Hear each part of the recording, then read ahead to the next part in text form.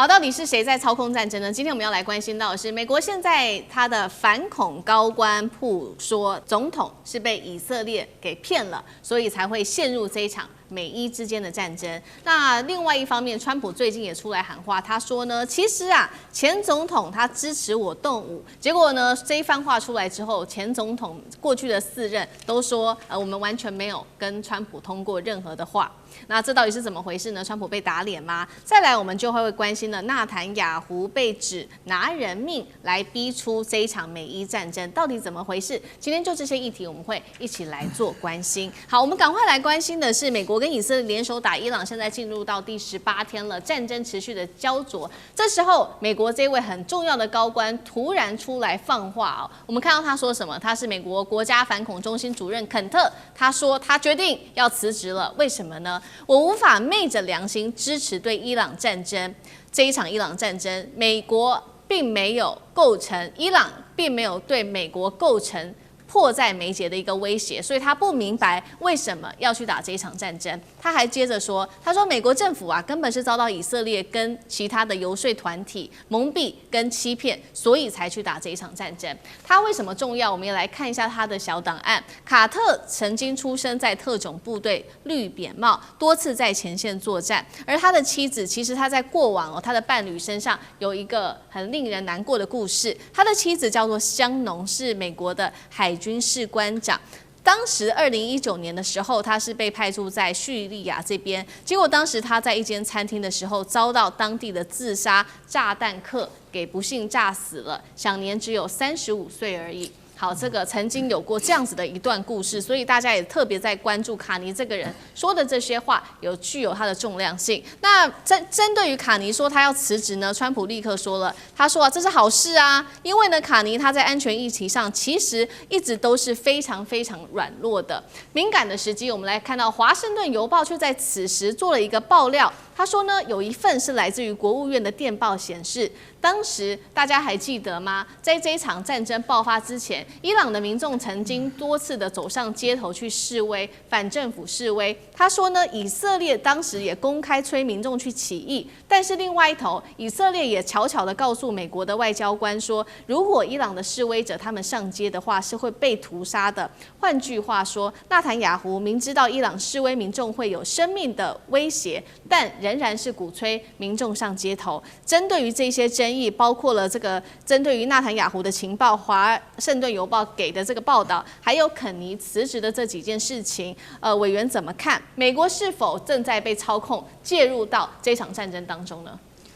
美国当然被以色列操控啊！美国长期以来，美国的政治人物就受到了以色列或者是这个以色列极端分子的这些游说团体的影响嘛，所以这一点都不意外哦。那么就像刚才这个孝伟哥说的嘛，是狗摇尾巴这种事情，其实过去已经发生过好多次了哦。就只要这尾巴咬狗的事情，过去发生太多了，只要尾巴摇一摇，那个狗就跟着动了啊。那么其实坦白讲哦，就是在当时这个伊朗发动大规模示威群众抗议的时候，其实就不难让大家看到说 CIA 在跟摩萨德在里头所扮演的角色了哦。就是其实这是美国颠覆任何一个国家政权最标准的 SOP 啦。就是第一步，他动员了他长期埋藏在这些国家的这些隐藏的细胞跟种子，然后呢开始发动全国的大示威或者是学生运动，然后开始推翻当前的政权哦，然后取得所谓的叫做 regime change， 就是政权替换，然后达到这个重新产生一个亲美政权的目的。这个美国过去这几十年来在全世界玩一样的把戏啊。这个香港的这个雨伞花学运哦，背后也是 CIA 的影子，这是一模一样的事啊。但是当在玩这个过程的时候，其实美国当然知道，不要说纳坦雅胡了，我相信 CIA 或者是美国自己的相关人士也知道，这些人现在在伊朗他不是在别的地方，这些人上了街头之后，肯定不会有什么好下场的。但是他们仍然不断的去鼓动，而且不要说纳坦雅胡干这件事，川普也在干，川普不断的在喊，说我们很快就会来了，我们会放心吧，上街头吧，这个时候是推翻的好机会了。他们完全把伊朗的人命不当人命的，所以我说其实。纳坦雅胡根本就是个不折不扣的恶魔，他早就该下18层地狱了。所以你说现在去批评纳坦雅胡没有意义，但是最重要的是，你美国怎么会低级沦落到这种地步啊？你沦落到被以色列牵着鼻子走哦，然后为以色列的这个知命侍从，所以他们现在有个新的名词啊，叫做以色列至上主义啊。说美国现在的政治人物大部分都是以色列至上主义，只要以色列要做的事情，他们都尽其一切的努力达成，因为他们背后的金主可能都是来自于这个有钱的这些犹太的这些金主。但是关键问题是什么？关键问题是美国现在的民众也不笨啊。当时川普所说要发动这场战争，说伊朗对我们有立即的危险，那这个危险到底是什么？说伊朗马上要生成这个核弹了，这个 IAEA 说这个大概还要10年到20年，那你10年跟20年之后你再打它不就好了吗？第三，明明谈判就已经要谈到快谈出个结果了，阿曼的这个负责谈判的代表都说伊朗已经愿意做出让步了，结果你莫名其妙的就突袭别人了，这些东西都完全不具有正当性。但你更不要讲说这场战争你没有通过这个联合国安理会了，当然，也许川普早就不把联合国当件事了。你有没有召会过你的盟邦？你也没召会过你的盟邦。然后在这场战争当中，你美国的战斧飞弹就把人家那个小学莫名其妙就给炸了，170几个女同学就这样阵亡了，就这样牺牲了，你就违反了战争罪哎。所以你说他又违反了国际法，又违反了战争罪，美国人好歹也是有血有肉有心的吧？他们长期以来自视为他们代表世界正义的代表。可是在这场战争里，他们完全看不到任何正义的立足点在那里，所以你看到现在美国的民意的反战的声浪是非常高的，在还没打之前就已经70%说反战了，打了之后更严重。那你更不要讲川普自己的决策圈了。我们刚才讲到的说，这个国家这个反恐中心的主任肯特，还除此之外呢，你这个福斯电台的非常有名的主持人叫做 Tucker Carlson， 是最有名的右派的。这个非常知名的，而且影响力非常大的主持人，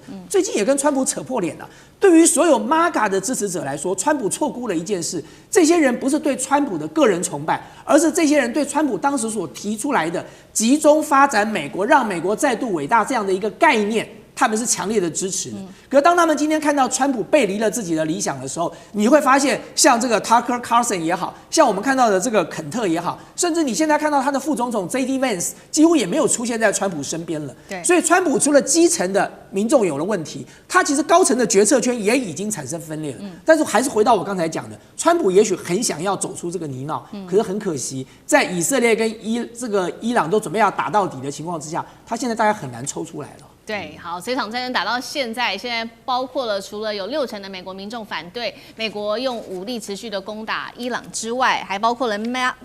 自己共和党内部的 MAGA， 还有呢肯特都已经对于川普表达不支持了。那在这个最新的一个情况下，川普16号他又再次声了，他说呢，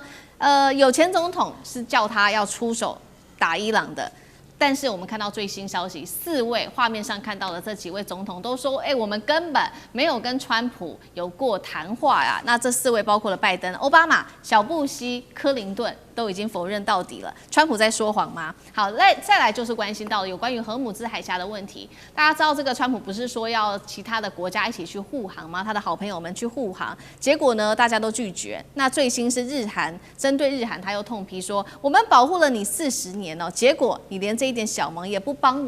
我们吗？这是来自于川普的说法。那日本呢？难道是扛不住来自于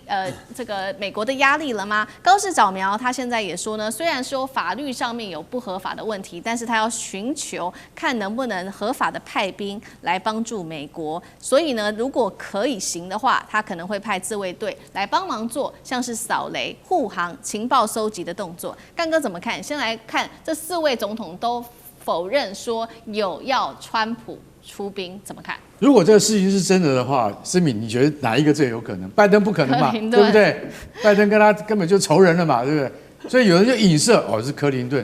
可是我跟你讲，没有人比川普自己讲的来的活灵活现。他说：“你知道吗？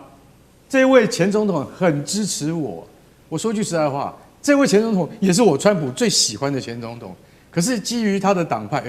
这样大家就听出来了哈，可能跟他不同党啊。可是他不能够，但是他私底下有讲说他其实是支持我的，对，他也喜欢我，而且他跟我讲一句，我真恨不得我在任的时候就对伊朗干这种事情。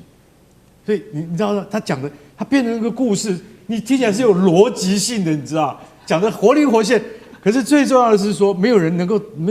承认，也没人能够答应。然后他说：“你不相信是不是？我告诉你，你知道吗？这位前总统他身边都有川普失心疯症候群。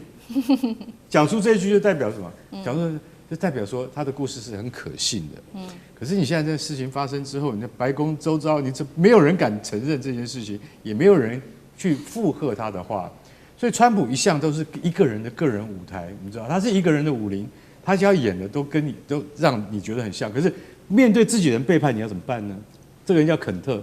肯特是谁？肯特他是国家啊，就是说他是情报的这个反恐中心主任。这个人的血统没有问题，完全没有问题。11次派驻伊拉克，我跟你讲，能够去伊拉克3次，或者活着回来啊，就不简单了。当然，他前3次他就是一个兵啊，其实他就是一个士官了。那慢慢逐步的擢升之后，他总共派驻伊拉克11次，他最后的任务几乎是 CIA 的特殊任务了，所以他也在 CIA 干过，所以他对 CIA 非常了解，非常理解。他是纯粹的 MAGA 的支持者。可是肯特，这个肯特，他到最后他能够说，我不知道我们要送美国的下一代子弟上前线去白白送死的意义在哪里？因为我是反恐情报中心主任，所以我可以告诉你，伊朗绝对不是美国安全的首要任务。所以他其实讲了这些话以后，你就会觉得说，这个是最纯粹的让美国再次伟大的支持者。而且他在2022跟20242次竞选参议员，虽然都失败，可是川普都有帮他。那相信这个人一定是川普的心腹了嘛？但是他就是讲了这些话之后，他说：“我不知道为什么我们要打伊朗，我对于我的良心我不能说得过去，因此我辞职。”所以他讲了这些话之后，他就是准备要辞职的。结果你知道，内布拉斯加那个支持川普最力的那个众议员叫培根的，他说：“那走得好，你就是要在走之前讲的一些不三不四的话。”可是说一句实在话，像肯特这种，他虽然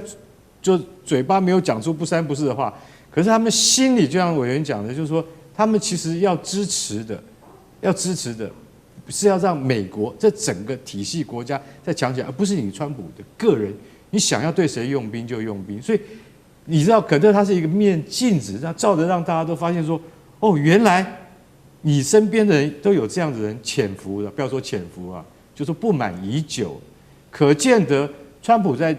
政策形成的过程之中，跟这些幕僚有没有很深的这些理解跟建立一样的思考跟逻辑架构？那其实是没有的，都出于他个人一时的这个情绪反应，或者是他自己的喜好。所以说我讲句实在话，我对于肯特这样讲完全不觉得意外，只是说后面接替他的人就必须要完全听命于他了。那到时候可能他的意志会更加的发扬。可是他真的能够从伊拉克的这一场就伊朗的这场战争里面，他能够全身而退吗？我觉得越走越深，而且4到6个礼拜要能结束，我可以告诉你，我现在看不出来，可能没有办法在几个月之内就结束了。好，现在看起来肯特是连美国川普自己内部的高官都不挺他了。那川普的盟友呢，会不会在川普的施压之下继续的力挺川普到底呢？我们就是看到的是日本了，高市早苗现在希望能够突破法律的限制，能不能真的派出日本的这个自卫队来去帮助美国护航呢？那为什么高市早苗要这样做？跟自己的政治前途有关系吗？还是真的考虑到国际现实？孝瑋哥怎么看？其实如果说当然，高市如果希望能够派自卫队的话，一定是希望借由这样的程度，让他跟美国之间的这个安全连结更深嘛。因为其实或许我们看这个时候高市如此做，似乎有这个钓鱼沽名，或者说想要跟美国站队之嫌。但是你也不能不否认，就是说从北韩，也就是朝鲜这个前天又对这个日本海、东海射了一堆飞弹。从日本的角度来说，他们其实非常怕这个。所以也就是说，如果今天这个日本在川普已经亲口说了，因为其实川普之前都要求日本跟韩国派出军舰来加入这个波湾护航任务能够让荷姆兹海峡能够早日开通那但日本跟这个韩国一直在问那个踌躇的问题，就是他们找不出法源依据嘛。因为其实依照现在的这个日本的这个自卫队法，那日本他们的确虽然说已经能够从有了这个集体自卫权，但只有集体自卫权也是必须要在这个日本周边美国可能跟这个侵略日本的国家，或是跟美国在日本周边进入战斗的时候，那这个时候集体自卫权解禁，他们能够协助美国。但问题是现在已经七老八远跑到波斯湾去了。那你说上一次那个什么这个第二次波湾战争的时候，日本有没有单独派遣这个自卫队到中东地区去帮美国？是有的，但因为当时的情况跟现在这个情况又不一样，所以就变成说是他们必须要找出那个在法律上能够支持日本派出自卫队的法源依据嘛。因为如果说今天那个像以日本他们上次派，他也并不是参与所谓的战斗任务，而是他是等于说应美国之邀，然后派遣日本的这个地面部队，就陆上自卫队到伊拉克境内去执行安保，就是和平维护的这样一个任务。他不是说跳去那边，然后直接要跟这个伊拉克民兵打仗，兵兵乓乓，不是他是担任这种安保和平维护的这种工作。那你说现在的这样一个事情，如果说今天去，那日本的自卫队有可能直接跟这个伊朗的这个部队进入那个军事冲突的情况下，那这个东西是不是日本现在的法律所允许的？所以这个就变成说是高市早苗必须要找出有法律依据的这个原因嘛。今天任何一个民主国家，你做任何一件事情，其实不管是民主或者是任何的这样一个国家，他要做任何一件事情都是一定要法律依据，法律依据非常重要。所以对于高市来说，他要能够找到足够支持他派兵的法律依据，他才能派兵。否则的话，他如果万一碰到国内那个国会中去质疑的声音，或甚至于弹劾他，他怎么办？对，好，谢谢孝瑋哥。那我们休息一下，马上回来。地缘政治、内中之争、战略价值、强权崛起、小国生存。